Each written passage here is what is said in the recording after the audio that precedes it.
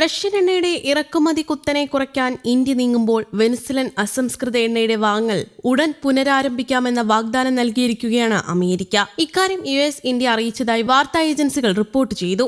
റഷ്യയുടെ എണ്ണ ഇറക്കുമതിയുമായി ബന്ധപ്പെട്ട തീരുവ വർദ്ധിപ്പിച്ചതിനെ തുടർന്ന് ഇന്ത്യ റഷ്യയുടെ ക്രൂഡ് ഓയിൽ വാങ്ങലുകൾ കുറയ്ക്കുമെന്ന് വാർത്തകൾ വരുന്ന സാഹചര്യത്തിലാണ് ഈ പ്രതികരണം. വരും മാസങ്ങളെ റഷ്യയുടെ എണ്ണ ഉപഭോഗം പ്രതിദിനം ലക്ഷക്കണക്കിന് ബാരലുകൾ കുറയ്ക്കാൻ ഇന്ത്യ ഇപ്പോൾ പദ്ധതിയിടുന്നുണ്ടെന്നാണ് ചില വൃത്തങ്ങൾ സൂചിപ്പിക്കുന്നത്. 2025 മാർച്ചിൽ ഇന്ത്യ ഉൾപ്പെടെയുള്ള വെനിസ്വലൻ എണ്ണ വാങ്ങുന്ന രാജ്യങ്ങൾക്ക് പ്രസിഡന്റ് ഡൊണാൾഡ് ട്രംപ് 25% തീരുവ ഏർപ്പെടുത്തിയിരുന്നു. ഇതിനിടെ ജനുവരി 3 US സൈന്യം പിടികൂടിയ വെനിസ്വലൻ പ്രസിഡന്റ് നിക്കോളാസ് മഡൂറോയ്ക്കെതിരെ ട്രംപ് ഭരണകൂടം പ്രചാരണം ശക്തമാക്കി. അതിനുശേഷം വാഷിംഗ്ടൺ ഒരു മാറ്റത്തിന്റെ സൂചന നൽകി.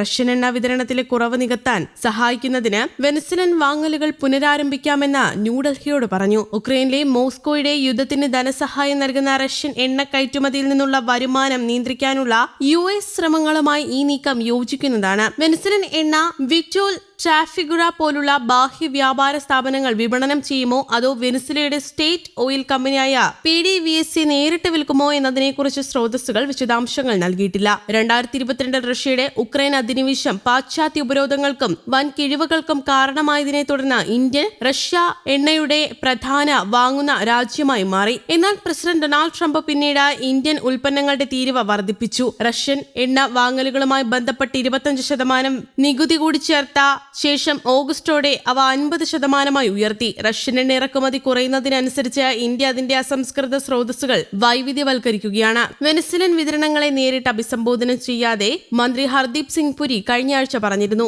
റഷ്യയിൽ നിന്നുള്ള എണ്ണ ഇറക്കുമതി പ്രതിദിനം 1 ബില്യൺ ബാരലിൽ താഴെയാക്കാൻ ഇന്ത്യ ഉടൻ തന്നെ തയ്യാറെടുക്കുകയാണെന്ന് റിപ്പോർട്ടുകൾ വന്നു. ജനുവരിയിൽ ഏകദേശം 1.2 ബില്യൺ ബാരലായിരുന്നു ഇറക്കുമതി. ഫെബ്രുവരിയിൽ ഇത് ഏകദേശം 1 മില്യൺ ബാരലായി, മാർച്ചിൽ 8 ലക്ഷം BPD ആയും കുറയുമെന്ന് പ്രതീക്ഷിക്കുന്നതായി ഒരു വൃത്തം പറഞ്ഞു. വ്യാപാര സ്രോതസ്സുകളിൽ നിന്നുള്ള ഡേറ്റ കാണിക്കുന്നത് ഇന്ത്യയുടെ റഷ്യൻ എണ്ണ ഇറക്കുമതി ഡിസംബറിൽ 2 വർഷത്തെ ഏറ്റവും താഴ്ന്ന നിലയിലേക്ക് എത്തിയിരുന്നു എന്നാണ്. ഇത് ഇന്ത്യയുടെ ഇറക്കുമതി ഒപെക് എണ്ണയുടെ വിഹിതം 11 മാസത്തെ ഏറ്റവും ഉയർന്ന നിലയിലേക്ക് ഉയർത്തി. ഈ വിടവ് നികത്താൻ ഇന്ത്യൻ റിഫൈനർമാർ മിഡിൽ ഈസ്റ്റ്, ആഫ്രിക്ക, ദക്ഷിണ അമേരിക്ക എന്നിവിടങ്ങളിൽ നിന്നുള്ള വാങ്ങലുകൾ വർദ്ധിപ്പിച്ചിട്ടുണ്ട്. അതേസമയം ക്യൂബയെ പൂർണ്ണമായും ഒറ്റപ്പെടുത്താൻ കടുത്ത ഭീഷണി തന്ത്രവുമായി US എത്തിയിരുന്നു. ക്യൂബയ്ക്ക് എണ്ണ വിൽക്കുകയോ വിതരണം ചെയ്യുകയോ ചെയ്യുന്ന രാജ്യങ്ങൾക്ക് പൂർണ്ണ വ്യാപാര ഉപരോധം പ്രഖ്യാപിച്ചിരുന്നു. ക്യൂബയുമായി ഇടപാട് നടത്തുന്ന രാജ്യങ്ങളുടെ എല്ലാ ഉൽപ്പന്നങ്ങൾക്കും തീരുവ ചുമത്തുന്ന എക്സിക്യൂട്ടീവ് ഉത്തരവിൽ പ്രസിഡന്റ് ഡൊണാൾഡ് ട്രംപ് വ്യാഴാഴ്ച ഒപ്പുവച്ചു. ക്യൂബയ്ക്കെതിരായ അമേരിക്കൻ ഉപരോധത്തിൽ മെക്സിക്കോയിൽ സമ്മർദ്ദം ചെലുത്തുന്ന നീക്കമാണ് നടത്തുന്നത്.